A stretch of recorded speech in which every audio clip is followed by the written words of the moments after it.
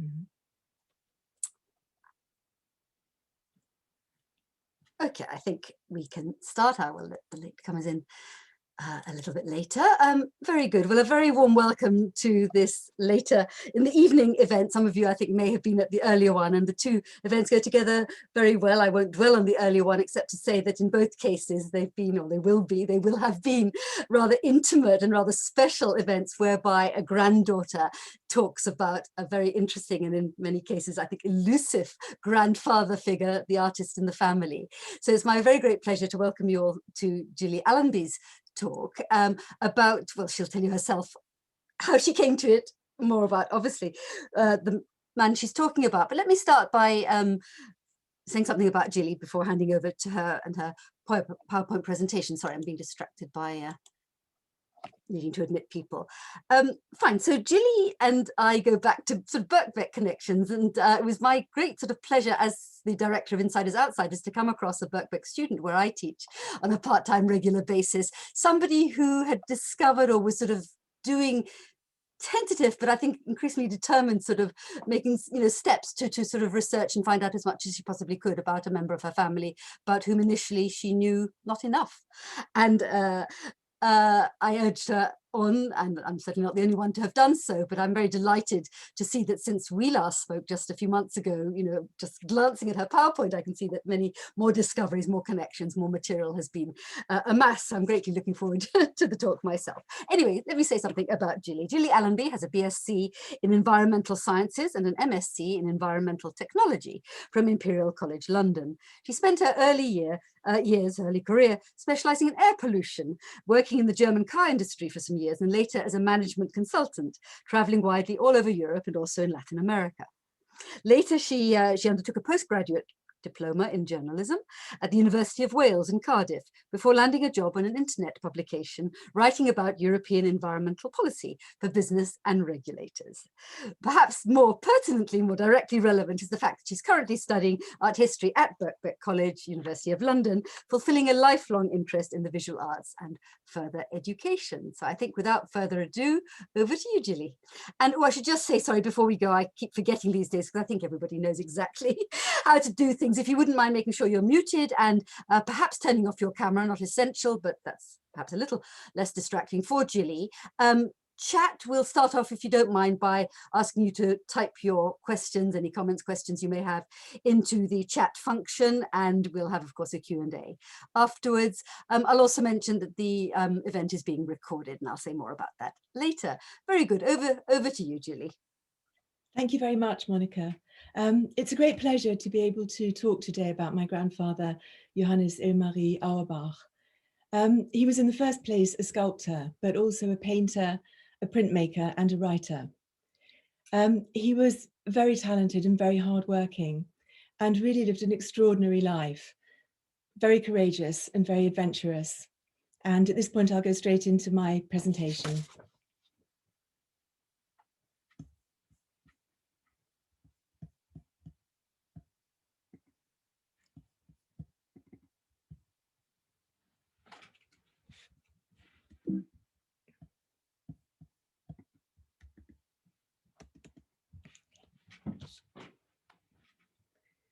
Johannes was born in 1899 into an intellectual and artistic Jewish family in Breslau in Lower Silesia, which is now Wrocław in Poland. His parents, Max and Kirta, had their children baptized as Protestants in the hope that perhaps they would be spared some of the anti-Semitism that they themselves and other family members had suffered. This first image is a photograph of Johannes at the age of 22, taken in Merano in northern Italy, where he had just completed one of his most important works. As a refugee who arrived in England in 1938, Johannes's contribution to the country that gave him refuge wasn't just a cultural one through his creative work and his teaching at Oxford School of Art, but he also served in the British Army from 1941 until 1946. First in the Pioneer Corps and then transferring to the Royal Engineers. He changed his name to John Ivor Allenby while he was doing military service. And this is the name on his naturalization certificate from 1947. Johannes also used his middle name Ilmari, the name of his Finnish godfather, to disguise his Jewishness or the fact that he was German at times when that was necessary. Johannes's father Max was a concert pianist and teacher, of whom one of his pupils, Max Born, the Nobel physicist, said in his autobiography, Max Auerbach was an excellent pianist and might have become famous if he'd been more industrious and less involved in amorous adventure. Keerte was a language teacher.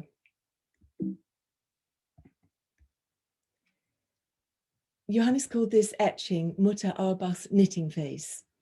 He made it while he was teaching himself printmaking, but his drawing skills are evident, conveying so much expression and character in the portrait. His mother didn't like it much. Keerte and Johannes had a very close tie and exchanged hundreds and hundreds of letters. Some were long and descriptive about his surroundings and about his work. Others were about his feelings, his hopes and fears. Many were about their shared interests in literature and the arts, but they also wrote at length about the minutiae of their daily lives. By 1906, Keerte had had enough of Max and left him to go and live in Jena in Thuringia with their children, who were then aged between 3 and 7. Johannes and his younger sister Cornelia, known as Cora, spent long spells with their father, while their younger brothers Klaus and Günther stayed in Jena with their mother. Johannes was really quite torn about this arrangement and started expressing his feelings early on in letters, often with small vivid sketches like these. He was often worried that his mother was sad, which was a recurring theme, and at times he missed his siblings. In Jena, Max's elder brother, Felix, and his wife, Anna, took on responsibility for the children's education in loco parentis, also taking them on holiday. They often went to the Baltic coast or to the North Sea coast, but they also traveled to places where Johannes could visit works of art, including Grunewald's Isenheimer altar at Colmar, Till Riemenschneider's limewood sculpture in southern Germany, and the sculpture of Georges Minner at the Folkwang Museum in Hagen. We'll come back to Felix and Anna later, but first just a little bit, as Monica mentioned, about what got me started researching and writing about Johannes's extraordinary life, and something about the research process. My sister and I, like many second and third generation descendants of Jewish refugees, grew up in the shadow of the trauma of the persecution and the atrocities suffered by our forebears in Nazi Europe. In our family, this was variously a result of their resistance to the Nazis through active anti-fascist activity, through their political engagement, and last but not least, of course, their Jewishness. The manifestation of grief and bereavement was silence. Attempts to ask questions were firmly rebuffed, and we knew just not to ask again. But a natural response to secrecy and silence is curiosity, tempered, of course, by respect and understanding for the reasons for the silence. And with the passing of time, we can now piece together and tell Johannes's story. He lived such a fascinating life, and some other family members were remarkable. Many of his friends, his teachers, fellow artists and associates were notable, as were both of his wives. Johannes created accomplished, interesting and beautiful sculpture, as well as works on paper, and he wrote 3 books. As time passes, of course, there's barely anyone left to ask, so it's really important now to record this life, which really was a life of immense moral courage and physical bravery, determination and persistence in the face of constant setbacks. Regarding the research process, I've always been interested in the visual arts, as Monica said, but my professional background lies elsewhere. So studying at Birkbeck College is teaching me more about the creative processes and of course the art historical context. And studying again has also given me a tremendous new peer group and access to academics in the field like Monica herself. Of course, there are gaps in the story, and if there should be somebody listening who has any knowledge about any of my unanswered questions, I'd be delighted to hear by email or possibly in our question time. I owe a debt of gratitude to my aunt Cora, Johannes' sister, who in 1989 published selected letters, which are now preserved by her daughter and her grandson, and they've shared them with me.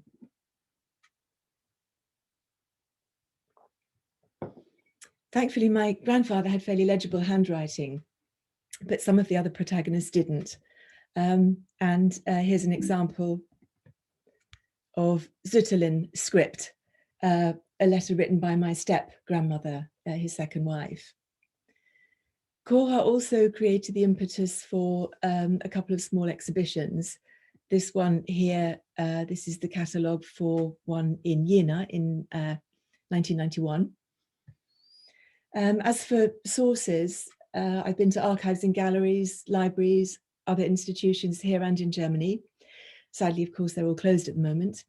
Then there are military records and records held by other government institutions. There are academic papers and books, as well as first-hand accounts.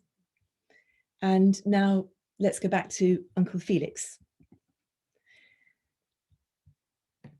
Felix Auerbach was a professor of physics and, in fact, a renowned mathematician who's still talked about for his mathematics. He was also a good musician. He and Anna were important figures in the artistic and cultural life of Jena and Weimar. They were founding patrons of the Jena Art Association, which at that time really was ahead of Berlin and other parts of Germany, and showed artists including Corinth, Macke, Kandinsky, Schlemmer, Nolde, Feininger, anybody who was anybody at the time. They were great collectors of modern and contemporary art themselves, and prominent artists and academics met regularly at their house. In 1906, Felix commissioned Edvard Munch to paint him. This is the portrait, which now hangs in the Van Gogh Museum in Amsterdam, which bought it in 2018, although it had been in private hands for many years since the Auerbach couple died, which is back in 1933. Felix and Anna, in fact, had amassed a collection of around 150 contemporary works. And unfortunately, as a family, we don't know enough about what became of them, but of course we can imagine. Kate's living room furniture was designed by Henry van der Velde. And when dining room furniture was made to match by a local cabinet maker, Johannes was allowed to go to the workshop and practice his woodworking skills. And in fact, he loved carving in wood from an early age, and made lots of small pieces. This when he was 14, of a horse and rider in limewood. Another really important supporter of contemporary artists at the time was a collector and historian called Boto Greef. Greef was so close to the family that he was known as Uncle Boto. He was a particularly important patron of Ernst Ludwig Kirchner, in fact, the most important supporter of that artist. And Greef commissioned him to paint him together with the 15-year-old Johannes. This painting is somewhere in private hands. I would love to know where. So you can see that Johannes was surrounded by beautiful and interesting art and design really from a very early age. And when he was 17, he said, "It's my goal to develop all of my strengths, using all of my power, to create and to do everything I can on this earth for this earth." A Sculpture of Promise is the subtitle to my talk and refers to the biannual exhibitions held at the Leicester Galleries called Artists of Fame and Promise. Johannes showed at several of these after the war in the late 40s, alongside household names. But sculpting immediately post-war, of course, was a particularly difficult endeavor because materials were hard to come by and too expensive. And getting a studio was just out of the question for most artists. This is one reason Johannes isn't better known. But events thwarted his creative ambitions really throughout his life. The first great hurdle to overcome was the First World War. He was recruited as a teenager, as a machine gunner. He based himself in Strasbourg, away from his barracks, while he was waiting to be called to the Western Front. He had a lifelong insatiable desire to learn, and enrolled at Strasbourg University to study Latin and Greek. And he also studied philosophy of art with Georg Simmel. He spent a lot of time visiting Strasbourg Cathedral, developing his understanding of the themes and techniques in architecture and in classical sculpture. And this is a self-portrait from the time. When his unit was finally deployed to the front, he was actually in the field hospital with a lung infection, which he seemed to suffer from regularly. But his company was attacked, and every last one of his comrades was killed, which for him, for anyone, but for a teenager, was the most appalling experience. And he spent the next few weeks recovering body parts from the battlefield and bringing them to the chapel.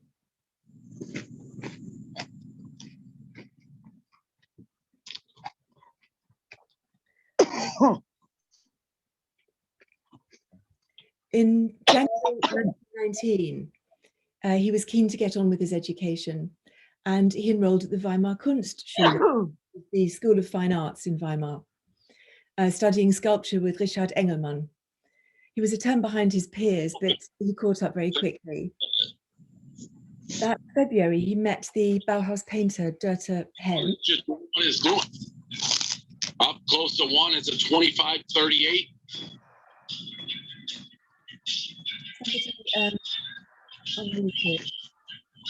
Sorry, Jilly, I've just sent everybody a message saying, please make sure that you're muted. We don't need any background sound effects. Thank you so much. Thank you. Okay, sorry, I muted myself.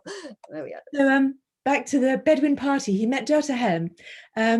They're right over on the right. He's wearing a fez.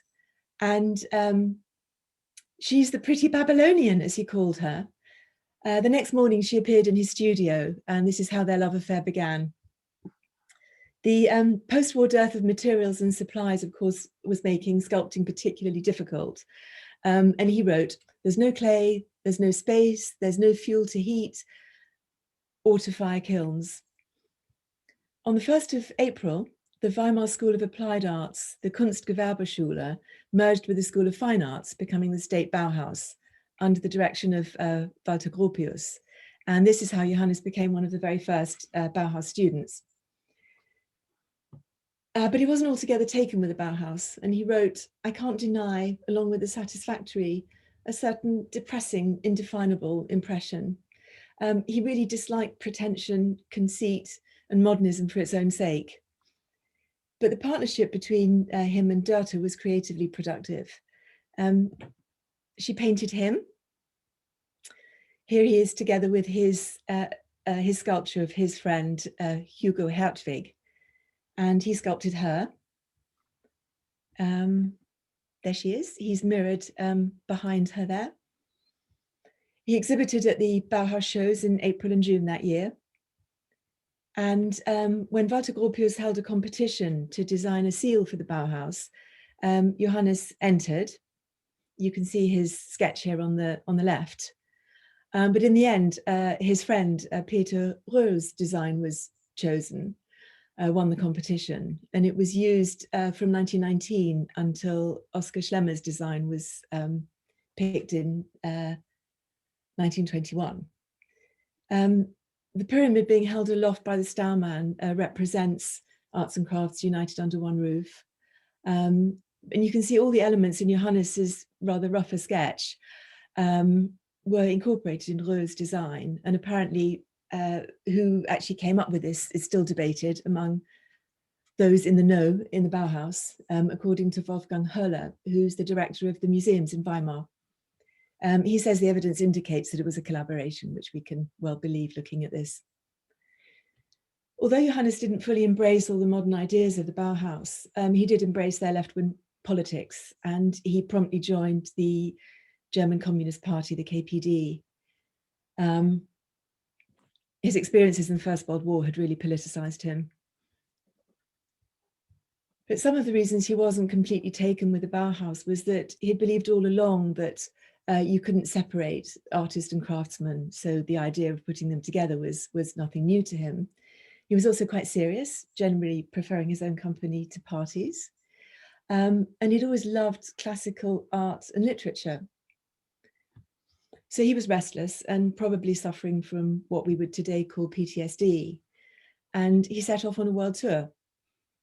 He'd only got as far as Florence when his friend Hugo Hertwig got in touch and said he'd had this idea they should start a commune. It really suited Johannes's belief that the only way to build Germany up again after the destruction of the First World War was to start with a much simpler kind of living. So he promptly came home and persuaded Uncle Felix to give him his inheritance early. He invested all the money in the project, but there was soon discord in the group. The money was all spent, and the whole project ended with Johannes attempting suicide. Wounded and bankrupt, it took him a really long time to recover both physically and emotionally. But during his recuperation, he renewed contact with his childhood sweetheart, Inge Harnack, who is on the right of this picture here with her younger sister. He called her the Nordic, cool, pure, slim young woman, and beautiful she was.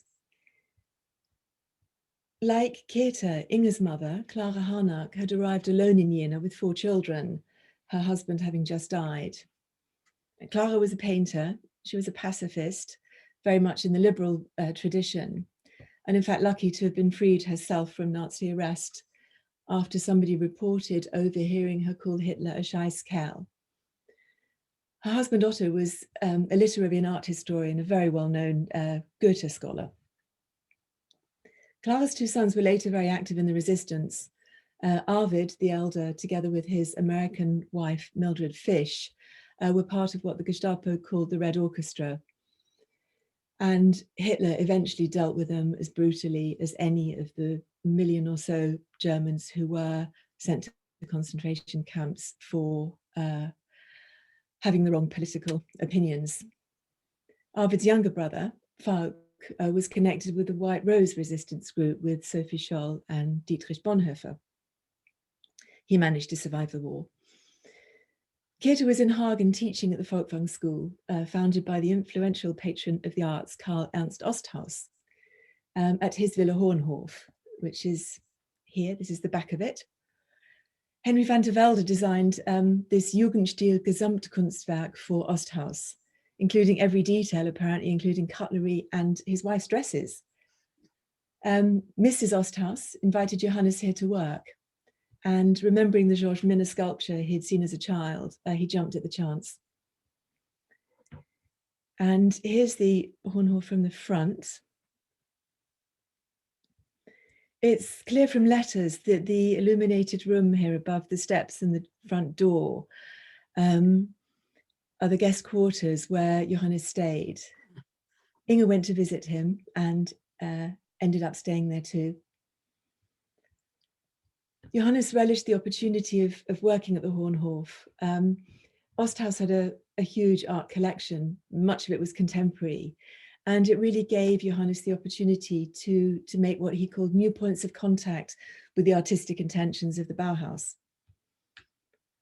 He wasn't strong enough to sculpt yet, but he made a series of really lovely lino cuts, very much in the expressionist phase of the Bauhaus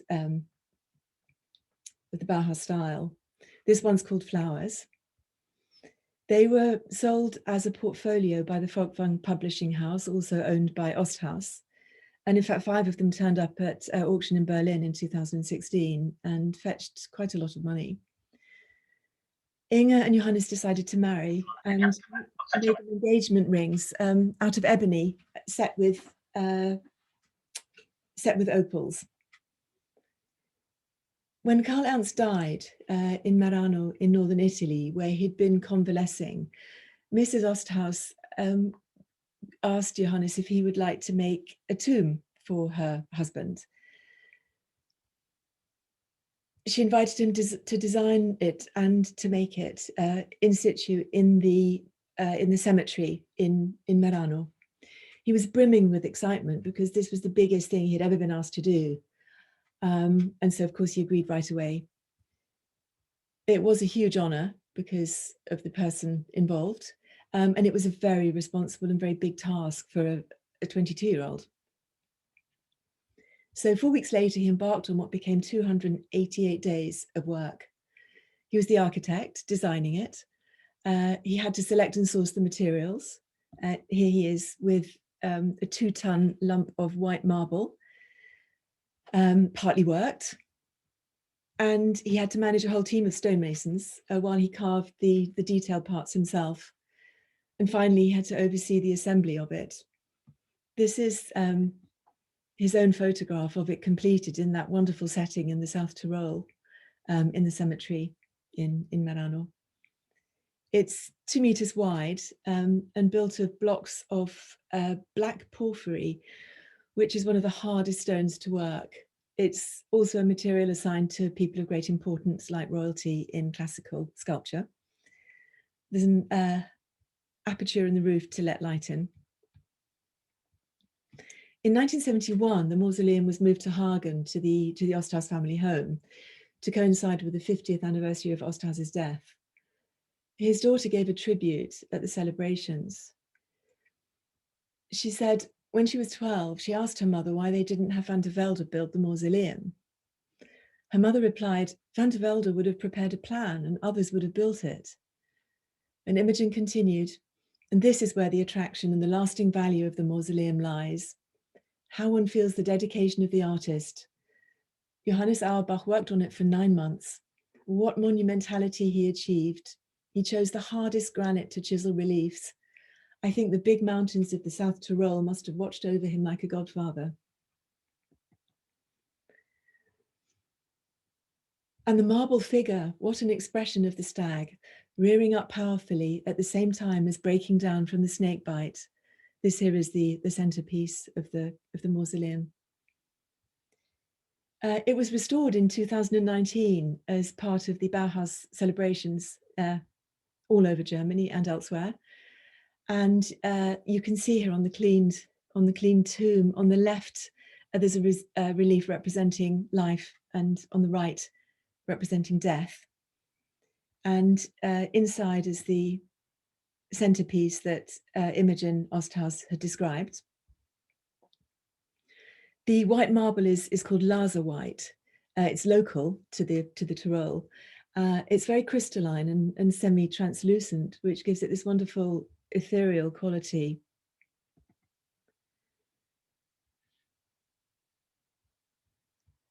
There are 2 reliefs on the left as you walk in. The upper of the 2, I don't know, I hope you can see here. Osthaus is sitting looking admiringly at his completed museum. And on the right, the upper relief, this is this female torso here, is modelled on Inger Harnack. After a very long, hot day's work, Johannes had finally finished her. And one of the stonemasons asked whether he could clear the excess stone away from the figure. Johannes was reticent to start with, but he eventually agreed. The stonemason's chisel promptly slipped and took away part of Inger's otherwise beautiful aquiline nose. Johannes was so overwrought that he went home and fainted. These photos were taken in 2011 by somebody called Jens Hasen, who's a retired priest. His mother and his brother's mother-in-law were Inger's school friends, and his father later paid for her wedding dress. And Johannes gave him a terracotta lion in thanks, which Jens treasures still today. Jens at one point was working in Hagen, and when he went to explore the Hornhof, he discovered the connection between his mother's school friend and the artist who made the mausoleum. When Johannes had finished the mausoleum, he said, "I look dark brown, as if I were the strongest and healthiest man on earth. but I'm living off the last of my vital energy. And this actually is the photograph that I showed at the beginning of the presentation. Inge and Johannes married in April 1923 and moved to the idyllic grounds of a castle near Darmstadt in southern Germany, where Johannes converted a stable for them. He had support of a patron called Franz Pariser. Johannes worked really hard sculpting and promoting himself, but by now hyperinflation had started and was really against him. Commissions were few, there wasn't enough food. Inge wasn't terribly robust, their little house was cold, and one Christmas there was nothing but a sack of carrots to eat.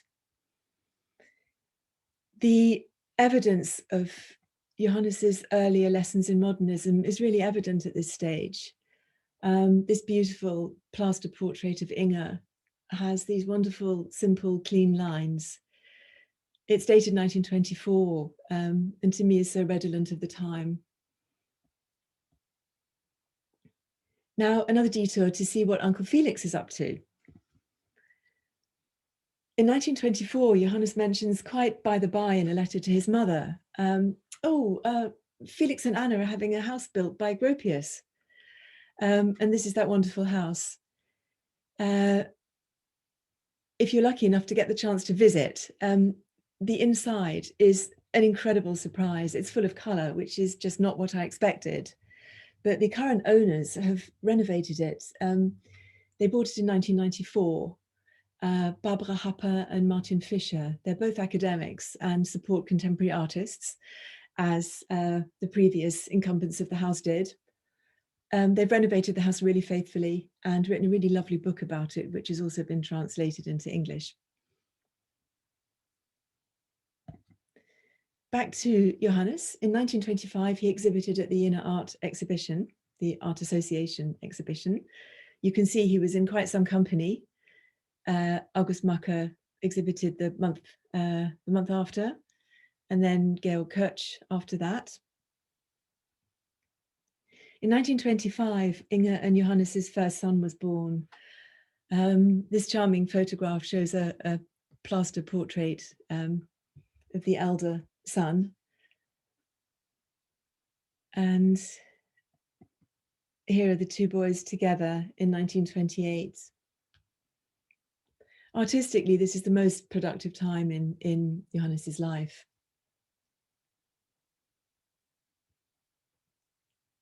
He had been encouraged by Pariser to move to Paris and thought there that life might be a little bit easier and he might be able to sell something and make a living as an artist and support his lovely little family.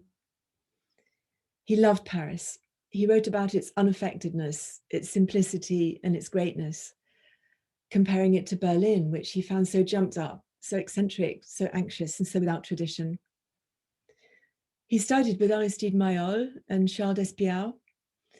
Maillol and Fernand Léger were his referees when he applied for permanent residence. He worked hard and they lived an exhausting social life, entertaining and being entertained several times a week by artists, other artists, journalists, reviewers, or obviously very important, and potential patrons. He exhibited widely, including at the Paris salons, the Salon d'Automne, in 1926, then again in 1927, here the standing figure, and in 1928.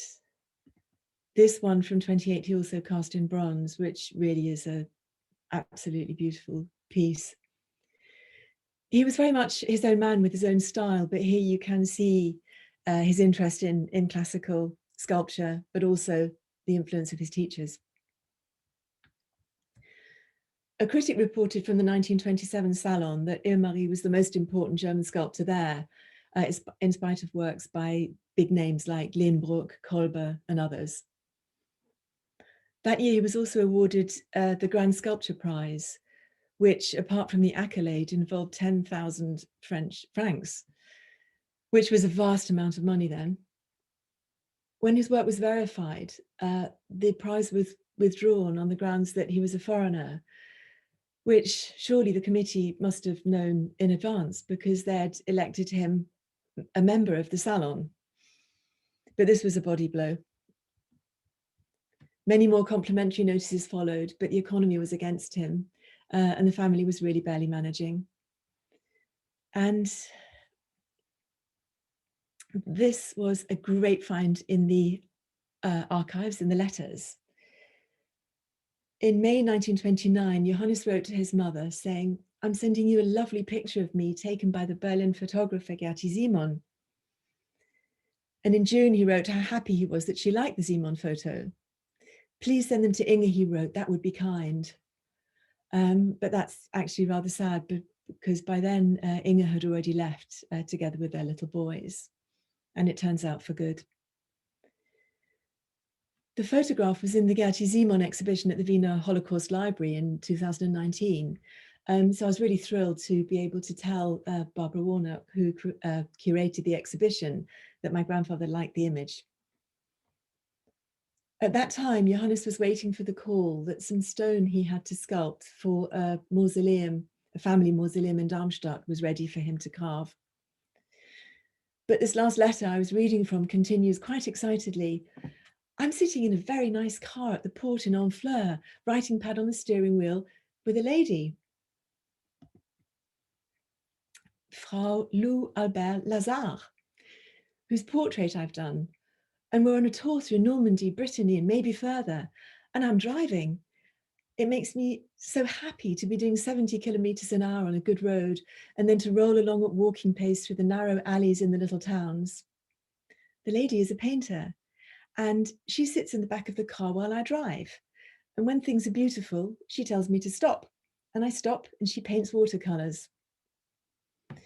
Albert Lazare was actually an expressionist painter, 14 years his senior. She had married a much older man, thinking that would give her independence. And between 1914 and 1916, she actually lived with Rainer Maria Rilke in Switzerland, while still married to the older man.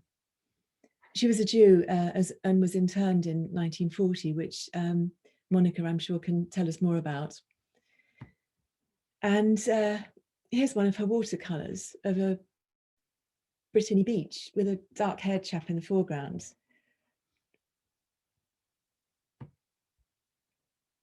In July and August, Johannes went back to Darmstadt and finished this job he had. He worked off scaffolding for many weeks, carving magnificent reliefs of youth, maturity, old age, and also the family coat of arms for the von Hauff family. And I'll just skip through these. It was about 10 meters high, is about 10 meters high, this mausoleum. The family coat of arms here at the top. And this is a maquette for maturity, which I think must be terracotta or possibly plaster. And then this is, sorry, it's not a great image. This is maturity in situ at the top of the mausoleum there. In September, Johannes visited Jena, looking pretty exhausted and very suntanned here.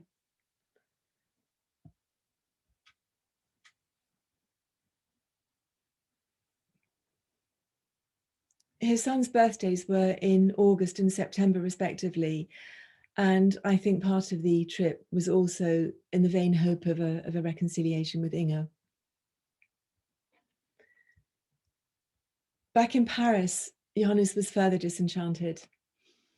In spite of all these many good reviews he had, and an article in Deutsche Kunst und Dekoration, which is the equivalent of Studio magazine here in England, which hailed him as the greatest hope for European sculpture. By now, the Great Depression was against him. In 1930, he gave up sculpting and took a job as a builder, learning the trades and just earning a handful of francs an hour. He worked long hours, avoided socializing, clearly broken-hearted at the loss of Inge and his little boys. 2 years later, with xenophobia and political tension growing, one of his colleagues was pushed off a ladder, an Italian, fell to the ground and was killed. and Johannes's friends urged him to leave. He packed up about 50 of his best works for shipment, and we're talking here about many life-size and half-life-size pieces in stone, in terracotta, in plaster and in bronze. He left his belongings at the house he had built in Bourg-la-Reine and set off on foot for Hamburg in August 1932. His shipment from Paris never arrived. So there he was in Hamburg with nothing, no money, but worst of all, no body of work. It was probably looted and destroyed by the Nazis. So yet again, he dusted himself down and started trying to establish himself. He was just starting on some of his own work when Hitler came to power that spring. He'd joined the Communist Party again, and his determined anti-fascist resistance is well recognized in Germany, not only by institutions, but also by historians. He was repeatedly arrested for his resistance activities, for having anti-fascist friends, for being a member of the KPD, and for being a Jew. He was imprisoned several times, eventually being convicted of high treason, and served 1.5 years in the infamous Fuhlsbüttel concentration camp. He was isolated and tortured here, causing injuries from which he never fully recovered. Once free, he was promptly rearrested and sentenced to another 8 weeks for sending a postcard to a friend of his who was still in prison. His books and letters were confiscated, and 2 book manuscripts were confiscated as well. He was lucky to survive and knew that he might well not have done had he been imprisoned in Berlin instead. Many years ago, this sketch pad was given to me by my great aunt Angela, known as Anza. She had tears in her eyes when she gave it to me and wasn't open to questions. Just said, "Der gute Johannes." There's just an index on the front you can see there of numbers, pictures. The works inside were dedicated to Anza. She played a really important role in helping Johannes's little boys, her nephews, while their early years were so disrupted. This one here, he called 1001 Little Singers, signed and dated with that place, 1935. He made it, he listened to the starlings singing outside his cell. And then this next one is called Sailing Boats Crossing. And he wrote on the back of that, "When the storm is over and the bars have been lifted, the sailing boats will cross." It's hard not to think that the concentration needed to plan and complete so meticulously such fine, detailed and beautiful work wasn't therapeutic for him at the time. This one here, the green line is continuous. At the end of 1935, he was released and spent Christmas with his family. And while he was visiting his mother, he persuaded her to go back to Hamburg with him and move into a flat with him. He was trying to build up a business making death masks. She arrived on the 18th of February. He was absolutely desperate for stability and companionship. But this came in a different form, because on the 21st of February, he met Ingeborg Fraenckel. This pen and ink drawing of her from 1936. She was a young and very clever Jewish art historian, and they were introduced by Ingeborg's good friend, fellow art historian Rose Shapira. Ingeborg and Johannes soon celebrated their engagement at Ingeborg's family home in Blankenese in Hamburg. And by the beginning of May, they were in England, in an absolute whirlwind of parties, socializing and outings.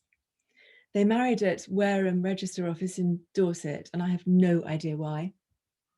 Why Wareham? So for a few short months after his ordeal in prison, there he is in London, in a smart hotel, eating a feast, surrounded by people he'd never met before. The wedding lunch, the menu here, was held at the Royal Palace Hotel, which was where the Royal Garden Hotel now stands, on the edge of Hyde Park. Johannes had this menu signed by, or he probably didn't, in fact, probably Ernst Fraenckel, Ingeborg's father, signed this and had it signed by all the guests. And interestingly here, he signs his last name, Fraen, Ckel. The marriage certificate was signed Fraenckel, Fra, with an umlaut, Ckel. And of course, that spelling has been anglicized by many Fraenkels in this country. And I have no idea what happened to the rest of the family. Ernst was a textile merchant. His wife, I think, was called Greta, and they had some family connections to Bradford. And I live in hope that somebody, some Fraenckel perhaps in London might know of a family connection and tell me. Ernst was very anxious about the precarious position of Jews in Germany at the time, and was really keen for Ingeborg and Johannes to leave, ideally go to the United States. Although he had these connections in England and by all accounts had a British passport. In early June, the couple left for Paris, moving on to Florence and Rome, and then on to Exile in the Mediterranean. They first spent a year on Capri, and they were really happy to be together. But Johannes was really quite unwell and very anxious a lot of the time. He was physically still unable to sculpt after the torture. So he taught himself engraving and printing, as well as watercolor painting and gouache painting. This is a gouache from their time in Malta. Preparations for war were becoming increasingly obvious with signs of battleships. They thought it wise to be on British soil and to stay on British soil. So they started in Malta and then went on to Cyprus.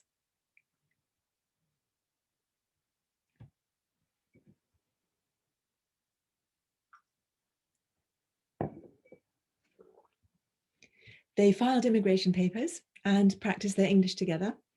And in July 1938, they left, eventually arriving at Tilbury Docks in September.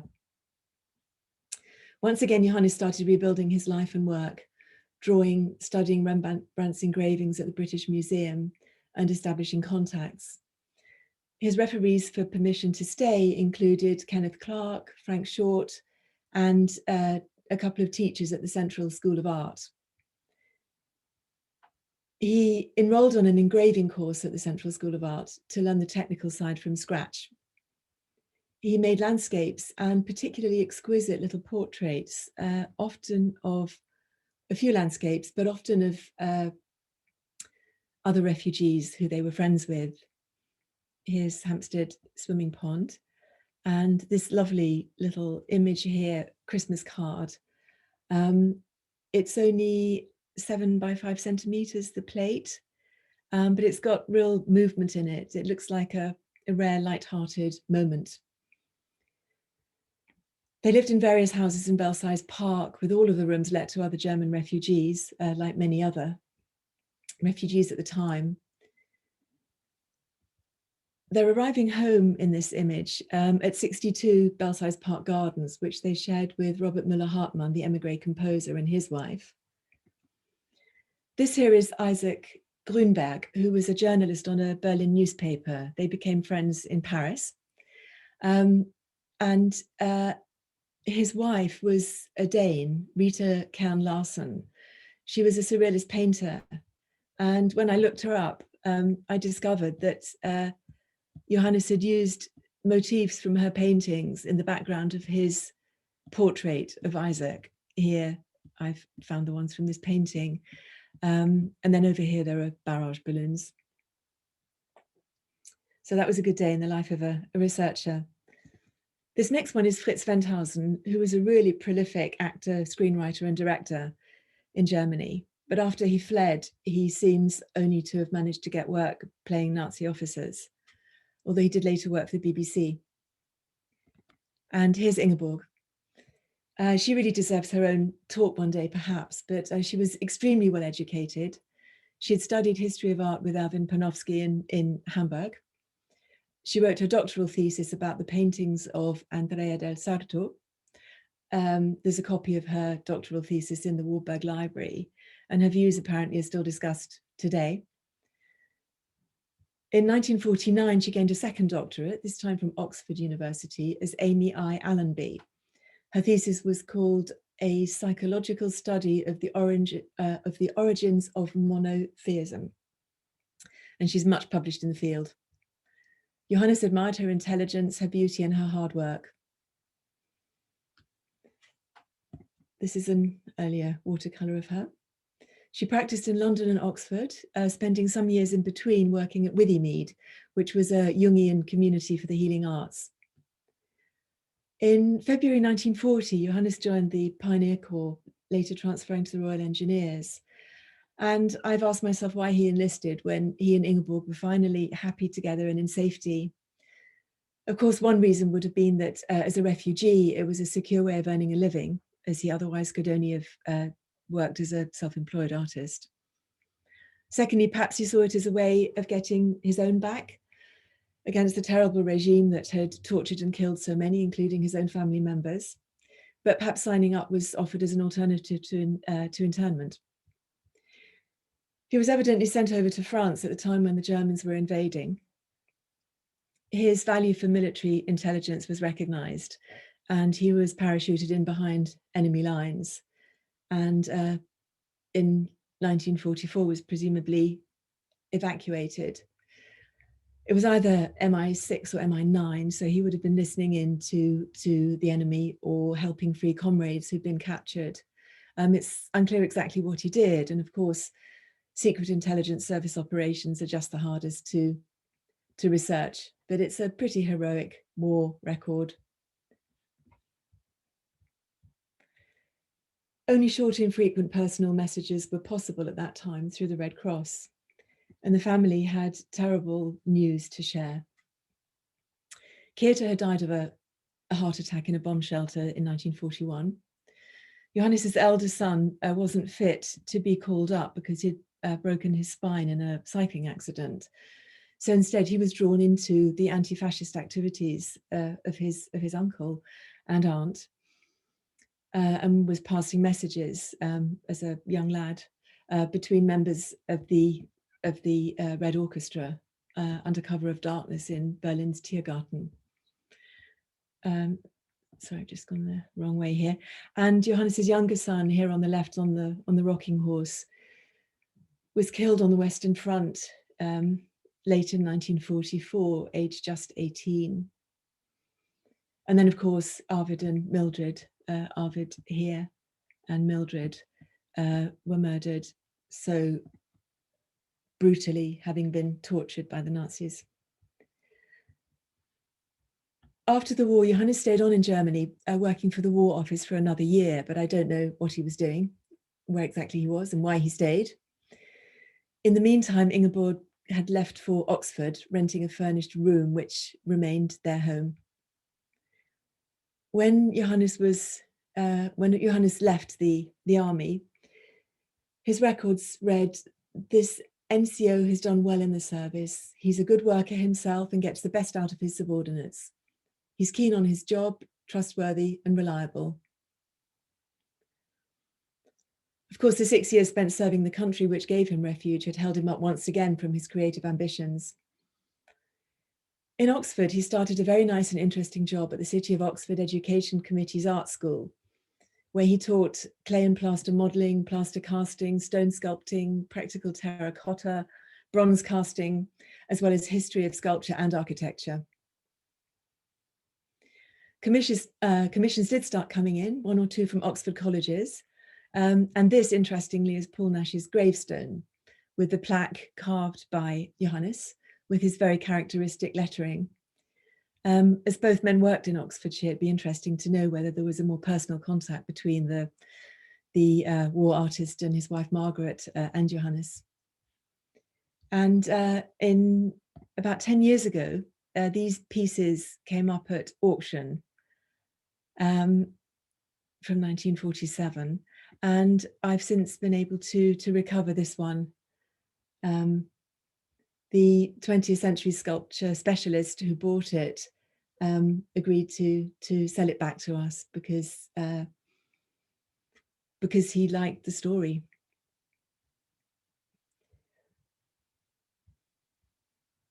In 1948, a terracotta sculpture was accepted into the summer exhibition at the Royal Academy, and at the Leicester Galleries mentioned before, Johannes showed alongside names such as Paul Nash, Stanley Spencer, Henry Moore, Siegfried Giroux.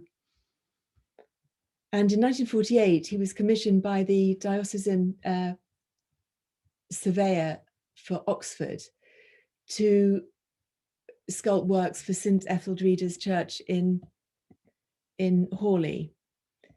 He carved 2 limewood angels, which he says, yes, of course, modelled on Riemenschneider, and an oak painted crucifixion group, which I think was true to brief, not in any particular style. And a Walsingham Madonna, which is carved out of Hornton stone, which was a stone much favoured by Henry Moore for many of his reclining figures. He wrote at that time, "All my efforts are now to reduce expectations to contentment, purely and simply survival." A month later, he died of a heart attack. And unfortunately, Ingeborg was on her way back from Zurich, where she had been presenting to Jung the night he died. This tribute from staff and pupils at the Oxford School of Art. Mr. Allenby was not only a creative artist in clay, wood and stone, but was unusually skilled in casting. However complicated the original, his ingenuity and manipulative ability were unfailing. I'm conscious of time, but one more little vignette is here because it's more uplifting. In 2016, this exhibition, inspired by the Bauhaus, was held in Weimar, and part of Johannes's surviving body of work was shown. It was shown at the Haus am Hahn, which is the model house which was built by the Bauhaus in 1923 for the Bauhaus exhibition, which is now a UNESCO World Heritage Site. And it was curated by a former director of the Bauhaus Museum in Weimar, Michael Siebenbrot, which shows that the Bauhaus certainly thought very highly of him. Thank you very much.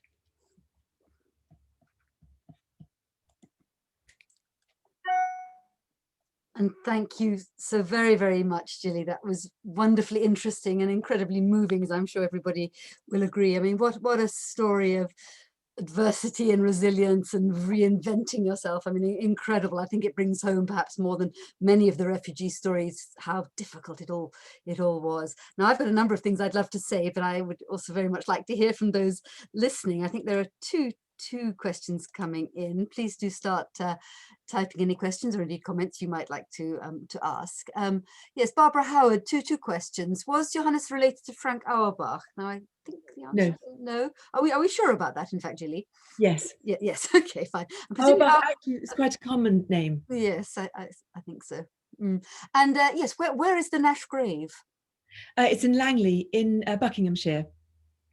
And put in mind, I mean, apropos Nash, am I right in remembering that at the Gertie Simon exhibition at the Wiener Library, there was a rather fine photograph of Paul Nash on display? Yeah. And I just wonder, I mean, I don't know whether you've investigated Simon, the photographer, as a possible intermediary in that relationship. It just occurred to me.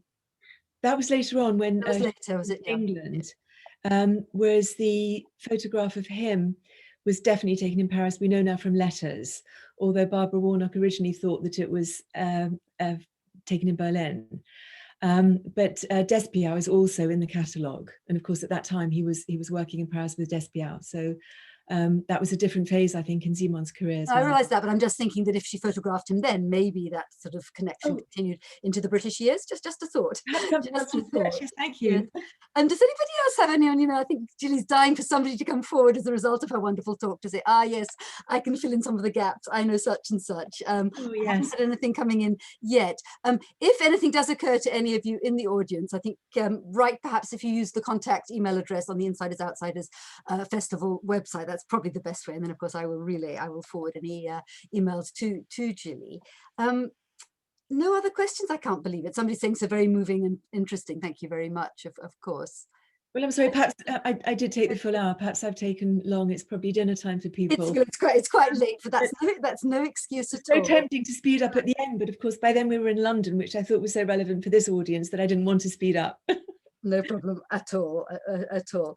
I mean, various things struck me. I mean, apropos Paris, I think it's very sobering to realize that there was this xenophobia, the anti-foreigner sentiment, strongly tinged or indeed infested with, you know, anti-Semitism in interwar Paris. That's something I sort of discovered in my researches on art in the Second World War, that actually the Parisian record is by no means, you know, sort of lily white, is it?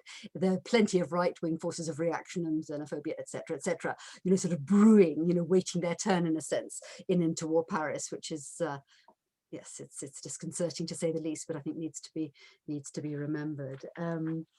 Lou Albert Lazare is really interesting, and we must talk about it perhaps some other time. I don't suppose anybody's heard of her. In fact, I just actually got up in the course of your lecture just to find a book that I've got called Images and Reflections, Women in the Art of the Holocaust, which actually comes, it was I think an art exhibition from the Ghetto Fighters House in Israel, and Lou Albert Lazare, spelled incidentally with a Z, is there. Yes. Otherwise known as Maboul. You probably yes, you may have come across this. Very interesting figure, again, you know, somebody who would repay much further scrutiny. I'd come across her just again to make very poignant connections, because she was incarcerated in Gurs in the French Pyrenees, where she may or may not have crossed paths with Charlotte Salomon, who's another extraordinary figure. Some of you may have come across her, a German Jewish artist who initially escapes to France and then actually eventually meets her death in Auschwitz, but creates an amazing body of work called Life or Theatre.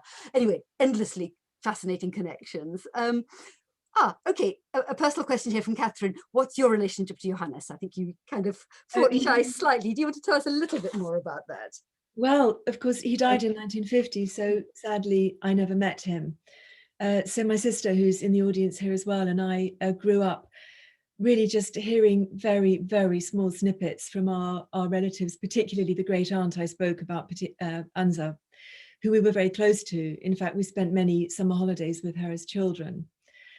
And it seems that she did the same for Johannes's two boys as she did for the two of us when they were small. So for her, it must have been incredibly emotional having these two little girls to take on holiday, having 30 years previously, having these two little boys who she looked after. But very, very little was said. Really, it was always, oh, poor Johannes, poor Arvid, poor Mildred. The trauma was so great that she and I, my sister and I, were really put off asking any more questions. So my relationship with my grandfather is really in my heart and soul more than anywhere else. And at what point, Jilly, did it, you know, pique your curiosity sufficiently to start asking the questions, to start pursuing your researches? Well, I think probably about 10 years ago, and I'm sort of prompted to say that by the fact that the auction that I found, which was in Banbury, with those 3 terracotta pieces, and there were a couple of other pieces, took place in 2009, but I spotted it in 2010. Because now I do sweep the internet regularly, so at least once a month I'll put in various permutations of his name and see if anything comes up. So I think the fact that I missed the auction by a year and didn't buy the pieces as a job lot early on came about because I wasn't looking that intensively 10 years ago. So in the last 10 years is the answer to that question.